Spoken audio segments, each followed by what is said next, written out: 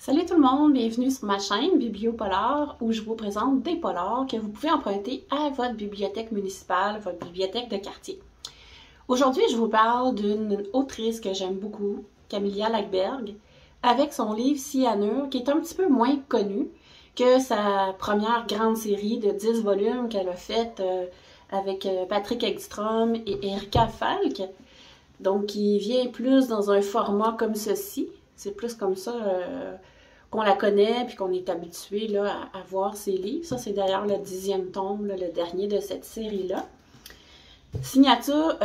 Cyanure, pardon, c'est un livre pas mal plus court, je dirais environ 150 pages. Et ça, c'est pas dans sa série avec Edstrom et Falk, mais c'est comme un hors-série de cette série-là.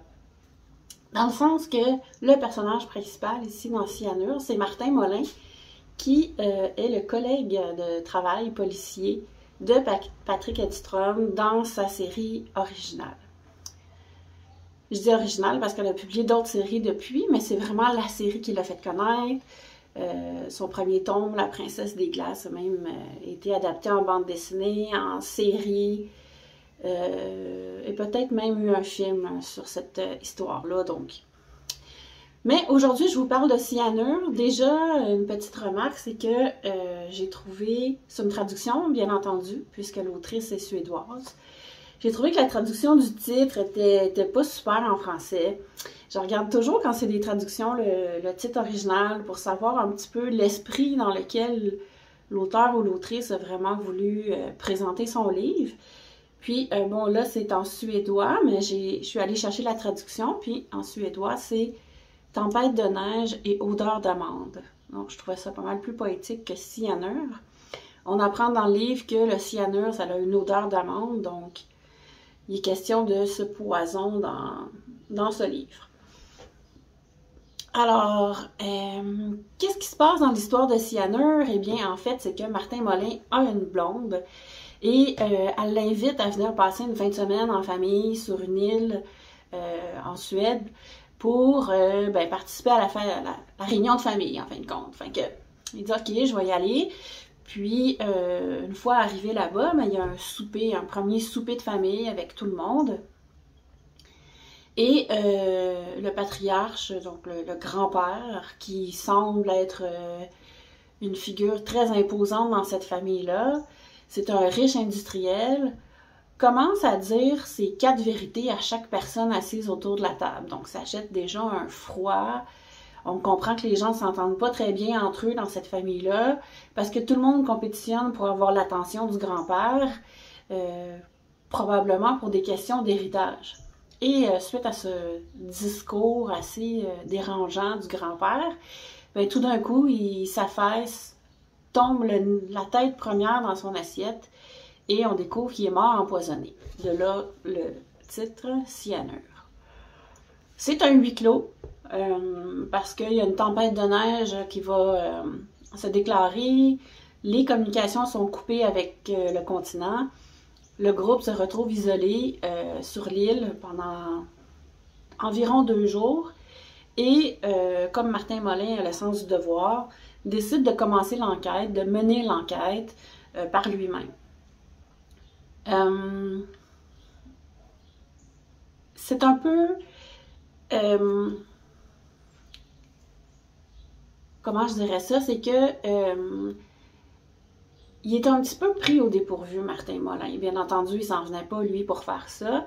D'habitude, il travaille en équipe, il est en binôme avec Patrick Edstrom, puis là, il lui manque parce que ça aurait été plus facile de partager la tâche à 2, mais aussi de s'en parler pour avoir des idées sur qu'est-ce qui se passe dans cette famille-là, pourquoi c'est arrivé, qui est le meurtrier.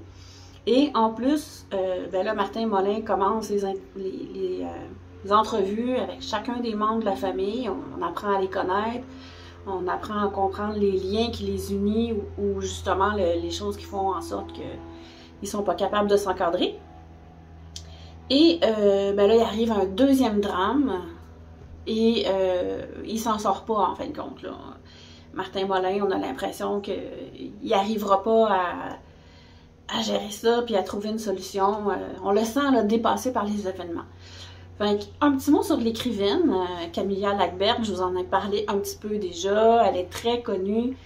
Sa première série est très bonne, et celle qui commence avec La Princesse des Glaces. Si vous n'avez pas lu ça, je vous le recommande. C'est vraiment bon. Elle est suédoise, donc elle est née en 1974, donc on est vraiment là dans le plus pur polar scandinave ici. Les 10 tomes de La Princesse de Glace, dont celui-ci est le dernier, La Sorcière, ont été traduits dans 50 pays. Donc, dans 50 pays, étaient vendus à plus de 20 millions d'exemplaires. Donc, c'est vraiment là, un grand succès. Ensuite, elle a fait une autre série qui s'appelle Faye, F-A-Y-E, de 2 tomes que moi j'ai détesté. J'ai même pas voulu lire le 2e tome. J'ai vraiment pas aimé ça. C'est une histoire de vengeance, puis c'est juste du négatif. Et puis j'ai vraiment pas aimé ça. J'étais vraiment fâchée. J'avais acheté le livre parce que je connais l'autrice, puis je sais que j'adore ses romans.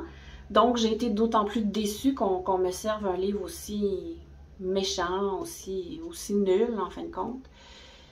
C'était juste de la violence pour de la violence. J'ai vraiment pas aimé ça. Par contre, là, elle a une nouvelle... Je l'avais comme barré dans ma tête en me disant, OK, sa première série de 10 tomes est vraiment bonne, puis après, je la lis plus. Mais là, semble-t-il que sa dernière série, qui s'appelle Vincent et Mina, est bonne, elle reçoit des bonnes critiques, donc à vous de voir. Les points favorables de Cyanure, j'ai bien aimé ce livre, ça se lit vite, ça se lit bien, c'est bien écrit. J'ai trouvé ça agréable de retrouver le personnage de Martin Molin parce que j'avais lu la plupart des autres tomes de sa première série.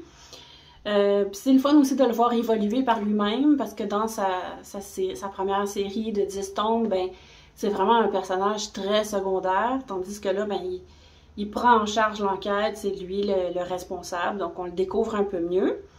C'est bien écrit, bien entendu. Camilla Lackberg, j'adore sa plume quand le sujet est intéressant, ce qui est le cas ici avec Cyanure.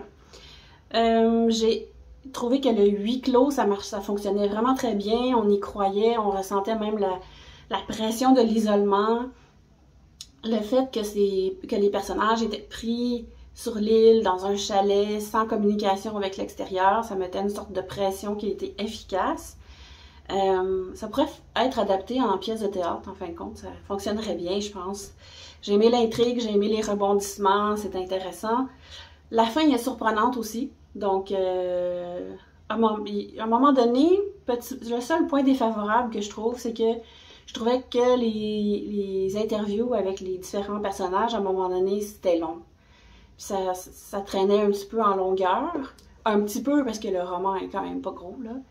Mais quand même, à un moment donné, je me disais, bon, il va-tu se passer quelque chose? Il va-tu arriver quelque chose? Puis, ben, la fin est surprenante. Donc, j'ai bien aimé le livre. Il y a même un petit clin d'œil, je trouve, à Agatha Christie dans l'idée de huis clos où un meurtre est commis et où on doit trouver qui est le responsable. Et il y a aussi un clin d'œil à Sherlock Holmes, mais je vous dis pas lequel parce que ça dévoilerait un petit peu trop de l'intrigue.